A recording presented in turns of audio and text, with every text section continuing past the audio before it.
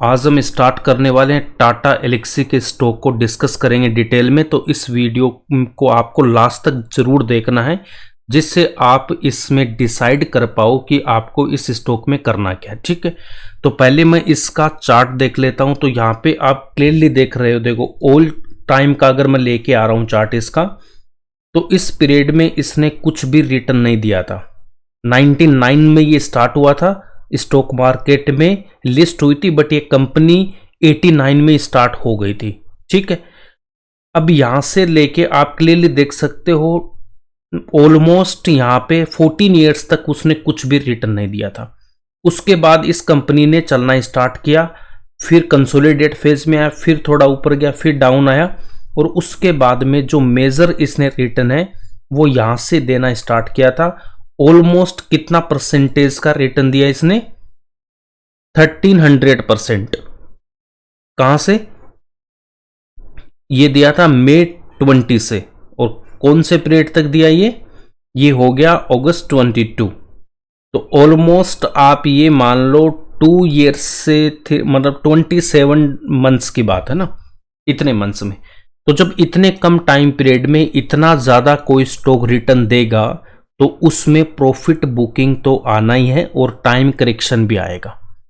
ठीक है, तो इसीलिए ये स्टॉक अभी टॉप से डाउन आया, बट अभी उतना ऊपर नहीं गया, फिर डाउन आया और अभी ये यहाँ पे ट्रेड कर रहा। अब इस स्टॉक में क्या करना वो हम यहाँ पे देख लेते हैं। इसको मैं हटा देता हूं। ये डाउन क्यों आया? इसने बहुत ज्यादा रिटर्न ऑलरेडी दे चुका है, तो कंसोलिडेट इसको होना ही था, टाइम का करेक्शन यहाँ पे आना था। करेक्ट। तो यहां पे ये स्टॉक ऊपर से डाउन आता है कितना? 46%, और यहां पे वापस जाता है कितना? ये 58%। अगेन यहां से ये डाउन आया, फिर और डाउन आया कितना? 47, और यहां पे रिकवरी वापस इसमें आ जाती है कितनी? 42 की, और अगेन ये डाउन आ जाता फिर। ठीक है जी, अब इसमें क्या करना है हमें वो देखते हैं। करेक्ट। अब इसने हाई यहां पे इसने ऑल टाइम हाई दिया था, ऑलमोस्ट 11,000 के आसपास था ना। ये तो अभी लास्ट 52 वीक का रहता है, बट इसने ऑलमोस्ट 11,000 का हाई लगाया था। उसके बाद में आज मैं करंट प्राइस की बात करता हूं, तो देखो टॉप से कितना परसेंटेज डाउन है? ये 55% डाउन है। और करंट प्राइस की अगर मैं बात कर रहा हूं तो ये यहां पे डाउन है अभी कितना? 43% के आसपास। अब इस स्टॉक में हमें करना क्या वो हम देखते हैं। अगर ये वापस यहीं तक जा रहा है तब हमें कितना परसेंटेज का ये गेन दे जाता है? 1 मिनट अगर मैं कैलकुलेट करता हूं यहां से, अगर कोई ट्रेड लेता है मतलब 70% का इसमें गेन है। तो अब इस स्टॉक में करना क्या वो हम देखते हैं। पहले इसके फंडामेंटल देख लेते हैं, उसके बाद इसको डिस्कस करेंगे। इसका बिजनेस क्या है वो सारी चीजें हम देखेंगे। पहले फंडामेंटल्स पे आ जाओ आप। ठीक है, तो यहां पे आप क्लियरली देख सकते हो ये डिविडेंड भी देता अच्छा खासा। ठीक है जी, आगे बढ़ते हैं। उसके बाद देखो आरओसी आरओई अच्छी है इसकी, शानदार है, कोई दिक्कत नहीं है। स्टॉक भी यहाँ पे अभी 51 पे ये ट्रेड कर रहा है। देखते हैं इसका क्या मीनिंग है यहाँ पे। अब देखो इसकी पेयर कंपनी टीसीएस, इंफोसिस, ये तो ये आईटी सेक्टर की कंपनी है और डिजाइन भी ये बनाती है, बिजनेस भी देखेंगे, है ना। अब अगर मैं क्वार्टरली रिजल्ट की बात करता हूं तो जो रिसेंटली अभी इसका रिजल्ट आया है ना, ये देखो जून 25 का 892 इतनी इसकी सेल्स थी करोड्स में। अब यहां पे देखो इसको कंपेयर करेंगे हम जून 24 से, तो 962 यहां से इनकी डिक्रीज हुई है सेल्स। तो कुछ ज्यादा तो नहीं है, बट हल्का सा यहां पे डिक्रीज है। प्रॉफिट में 252 और यहां पे 187। तो ये डिफरेंस क्यों आ गया? यहां पे डिफरेंस आ गया एक्सपेंसेस का। करेक्ट। ओके जी, अब इसके बाद में आगे चलते हैं। मतलब यहां पे सेल्स इनकी कम हुई है और प्रॉफिट भी यहां पे इनका डिक्रीज हुआ है।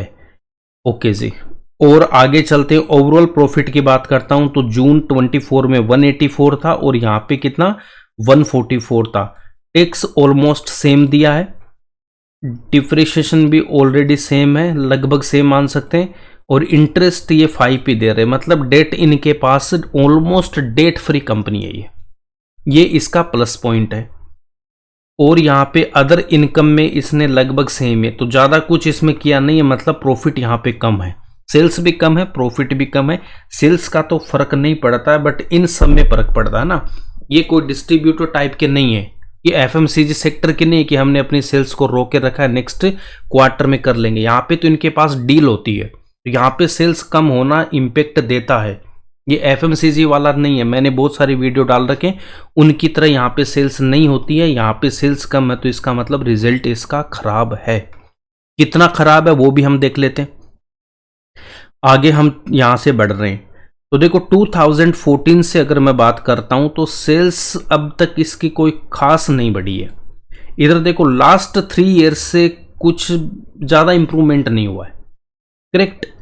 उसके बाद में इसके नेट प्रॉफिट की अगर मैं बात करता हूं तो यहां पे भी देख लो 785, मतलब 800 के आसपास के इनके प्रॉफिट अगर मैं मान लेता हूं तो भी आप क्लियरली देख रहे हो लास्ट यहां पे कितना था 755, और लास्ट ईयर के मार्च से 792 से डिक्रीज है प्रॉफिट, हल्का सा है बट है, ठीक है, ओके जी। अब यहां पे देखो इनके प्रॉफिट देखो, क्या इतना ज्यादा प्रॉफिट है क्या इनके? बिल्कुल नहीं है। बट स्टॉक प्राइस देखो कहां तक आ गया था, 11,000। कोई सेंस बनता है इस बात का? बिल्कुल नहीं। अब ये इतना क्यों गया? ये फ्यूचर को ग्रोथ देख के यहां पे इस स्टॉक ने इतनी रैली दी है। फ्यूचर में क्या इसका बिजनेस एक बार देख लेते हैं, उससे पहले मैं एक शेयर होल्डिंग पैटर्न और देख लेता हूं इसका, है ना। शेयर होल्डिंग पैटर्न हम देख लेते हैं।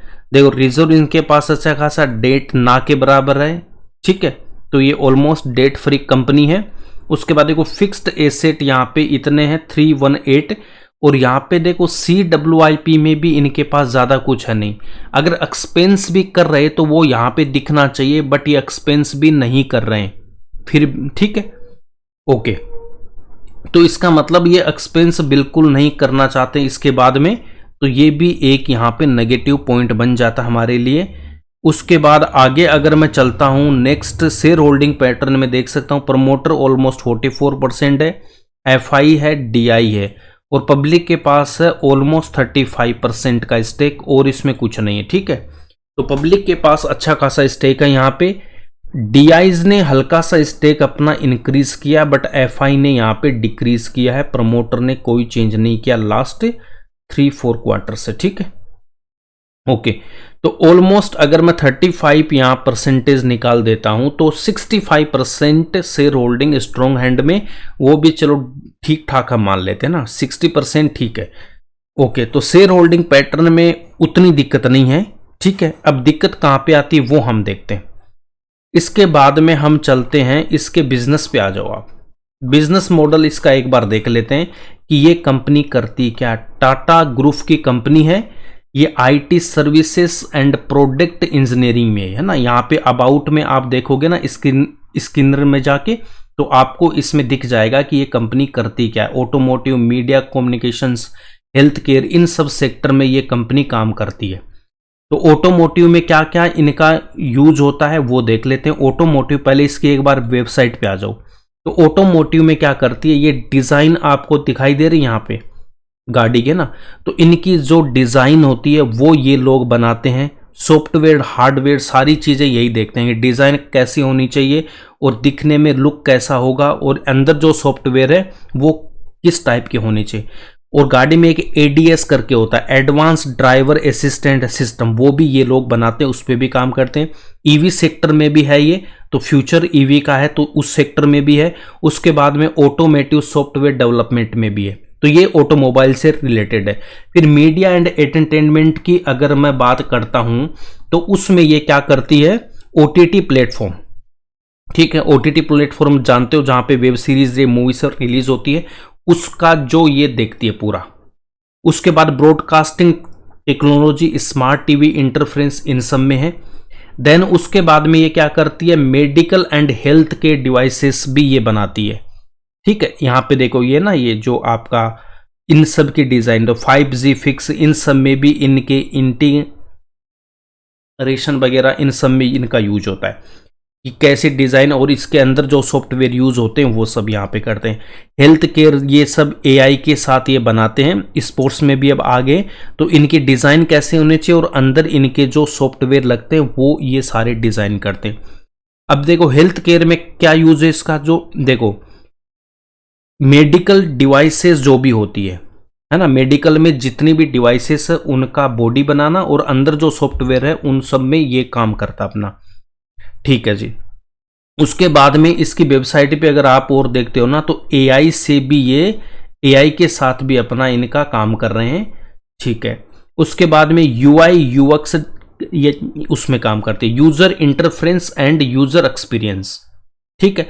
ये क्या होता है, प्रोडक्ट के डिजाइन में भी इनका रोल होता है। देखो जैसे हम इस टाटा एलेक्सी की वेबसाइट पे आते हैं तो हमें इस वेबसाइट पे यूजर एक्सपीरियंस कैसा है और यूजर इंटरफेरेंस कैसा, देखो हमें दिख रहा ना कि अगर इस एरो पे क्लिक मारूंगा तो यहाँ पे इंफॉर्मेशन मिलेगी, इस पे करूंगा तो और डिटेल मिल जाएगी, ऐसे नीचे जाऊंगा तो ये सब आ रहा है। इसको बोलते हैं हम यूआई, यूजर इंटरफेरेंस। ठीक है ना। इधर इस एरो पे क्लिक करेंगे तो आगे पीछे हम यहाँ पे हो जाएंगे, इसको बोलते हैं यूआई। उसके बाद में इस पूरी वेबसाइट को देखने के बाद क्लोज किया आपने, है ना, यहां से हट के मान लो मैं यहां पे आ गया तो मुझे इसमें क्या एक्सपीरियंस हुआ, मुझे वेबसाइट कैसा लगा, यहाँ पे ये लिखा ना व्हाट वी डू, है ना, कैरियर अबाउट, ये सब कि हमें यहाँ पे इसमें क्या एक्सपीरियंस हमने फील किया। वेबसाइट का डिज़ाइन अच्छा था, फ़ॉन्ट्स, डिज़ाइन, कलर्स, ये ना ग्राफिक्स हमें अच्छा लगा नहीं लगा, वो ये सारे डिज़ाइन करते हैं। करेक्ट। तो इनमें भी है। उसके बाद में और इसका डिटेल में आपको बिजनेस देखना है तो इस पे यहाँ पे आ जाना, इसमें यहाँ पे डॉक्यूमेंट्स पे आना और ये पीपीटी है ना, इस पे क्लिक मारोगे तो ऐसे करके ये ओपन हो जाएगा पूरा। करेक्ट। और इसमें कर लेना रीड कि ये करते क्या और, है ना। इसको डिटेल में एक बार अगर कोई पढ़ना चाहता है तो यहाँ से आप डिटेल में स्टडी कर लेना इनकी। ठीक है। तो इनका ठीक है, तो यहाँ पे ये सब आ जाता है। तो ये सब हमें यहाँ पे गिवन है, ये फाइनेंशियल हमने देख लिया था इसका। अब देखो जियोग्राफिकल रेवेन्यू देखता है तो देखो यूरोप में क्या था, Q1 को हमें इस Q1 से कंपेयर करना है। तो यूरोप में जो रेवेन्यू है 42.2% था और अब कितना हो गया 39, ये डिक्रीज हुआ। तो ये एक इसका नेगेटिव है यहाँ पे, है ना, ये नहीं होना चाहिए था। उसके बाद में अमेरिका, तो ये देखो ये जो यहाँ पे दे रखा ना कमर, ये इसका, तो अमेरिका वाला ये हो गया 30 था और यहाँ पे 33 था। तो अमेरिका में तो ये खुद चाह रहे हैं कि हम अपनी डिपेंडेंसी कम करें। ठीक है। तो वहां से इनका डिक्रीज करने का टारगेट था तो उन्होंने किया, कोई दिक्कत नहीं इसमें। फिर इंडिया की बात करें तो 17.6 से 9.8 ये एक अच्छा था, 19 तक टारगेट था, अचीव हो गया, ये इनके लिए प्लस पॉइंट है। रेस्ट ऑफ द वर्ल्ड में 6.5 से 10.5 आ गया, ये भी प्लस पॉइंट है। तो ये यूरोप वाले रेवेन्यू में थोड़ी सी दिक्कत है, बाकी कहीं पे कोई दिक्कत नहीं है, बाकी सब चीजें यहाँ पे ठीक है। अब देखो अगर इनको एडवांस में और कोई प्रोजेक्ट मिलते, कभी कभी क्या होता है यहाँ पे देखो एक्सपेंशन इसने ज्यादा किया है ना, इस क्वार्टर में इन्होंने ज्यादा किया एक्सपेंशन। कहाँ पे गया वो बैलेंस शीट, यहाँ पे देखते हैं, देखो यहाँ पे ज्यादा किया 705 इनको चलाने के लिए। और CWIP में भी हमारे पास में कुछ भी नहीं है ज्यादा, ऐसा इधर भी कुछ नहीं है।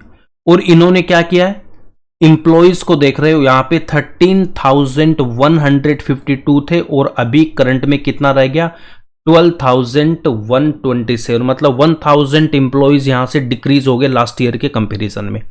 तो इसका मतलब इनके पास कोई नया प्रोजेक्ट या वर्कफोर्स वगैरह वो नहीं ले रहे, या तो वो एआई के थ्रू जा रहे हैं या फिर अपनी वर्कफोर्स को कम कर रहे हैं। तो ये भी एक नेगेटिव पॉइंट है हमारे लिए, ये भी सोचने वाला पॉइंट है इन्वेस्टमेंट करने से पहले। तो ये इसका रेवेन्यू सेगमेंट है, आप देख सकते हो health care and life science से आता है, मीडिया एंड कम्युनिकेशन, ट्रांसपोर्ट से आता है, डिजाइन, सारी चीजें सॉफ्टवेयर ये सब इसमें यहाँ पे बनाते हैं, सिस्टम इंटीग्रेशन एंड सपोर्ट से, एंड सॉफ्टवेयर डेवलपमेंट, इन सब में ये आता है। करेक्ट। यहाँ पे ये रेवेन्यू दिया और इसको डिटेल में आप देख लेना। कुछ इनकी डील्स है जो अभी होने वाली है। ठीक है। ये जो है ना यूएसए के साथ डील्स है, ये सब कुछ पार्टनर्स के साथ इनकी डील होने वाली है, ये यहाँ पे गिवन आपको। तो हर फील्ड में इनकी यहाँ पे डील होने वाली, ठीक है। और इसका क्या बिजनेस है और हमें डिटेल में देखना है ना इसका, यहां पे आ जाओ। अब इसका बिजनेस सेगमेंट तो समझ में आ गया, करती क्या ये कंपनी। अब क्लाइंट कौन कौन है इसके, देखो एक इनकी दिक्कत ये भी है, यहां पे जाओगे ना की मोर में, तो यहां पे शायद आपको विजिबल है या नहीं, यहां से देख लेना। एक पॉइंट यहां पे मैं दिखाना चाहता हूं आपको, इधर गया, इधर आओ, देखो क्लाइंट वाले की बात करते हैं ना, तो टॉप 10 क्लाइंट से इनका 58% का रेवेन्यू आया है Q1 25 में, ठीक है। और यहां पे आप देख सकते हो टॉप 5 से इनका 47.8, मतलब इनकी क्लाइंट पे डिपेंडेंसी बहुत ज्यादा है। अगर एक भी क्लाइंट इनका लूज होता है तो बहुत ज्यादा इनकी बैलेंस शीट पे इंपैक्ट आएगा। तो ये बहुत इनके लिए नेगेटिव पॉइंट है। अगर एक भी क्लाइंट इनको छोड़ के जाता है, मतलब टॉप 10 क्लाइंट से इनके पास में 48% का रेवेन्यू आ रहा है। अब क्लाइंट इनके पास कौन कौन से हैं, क्लाइंट की अगर मैं बात करता हूं तो इसके जो क्लाइंट है वो क्लाइंट आपको देखने को मिल जाएंगे JLR, वो टाटा की है, तो उसको ये अपनी सर्विसेज देते हैं। उसके बाद में टाटा मोटर्स को भी देते हैं।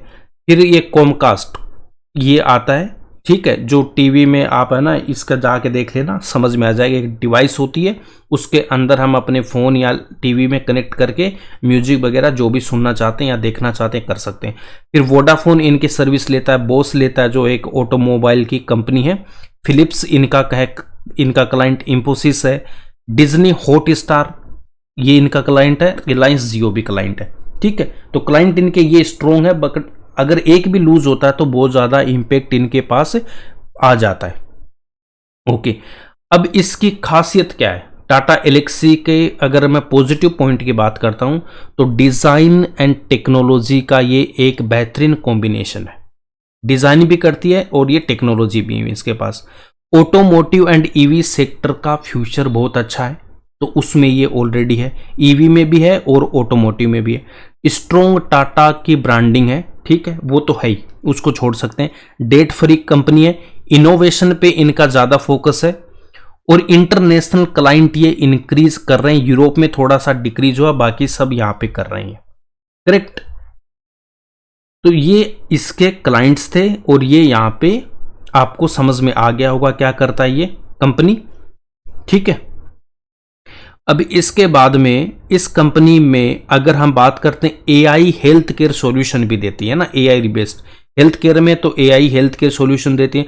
5G नेटवर्क के लिए मीडिया सॉल्यूशन भी ये प्रोवाइड करवाती है। तो बिजनेस समझ में आ गया इसका क्या है, क्या क्या नहीं करके। अब यहाँ पे इस स्टॉक में करना क्या है, देखो रिटर्न्स इसके इतने हाई है क्या, रिटर्न्स इसके प्रॉफिट इतने हाई है क्या, बिल्कुल भी नहीं है। प्रॉफिट इतने हाई है क्या, यहाँ पे क्लियरली हमें दिखाई दे रहा है कि प्रॉफिट इतने हाई है नहीं इसके, अगर मैं यहां से कंपेयर करूं जितना ये स्टॉक अभी है।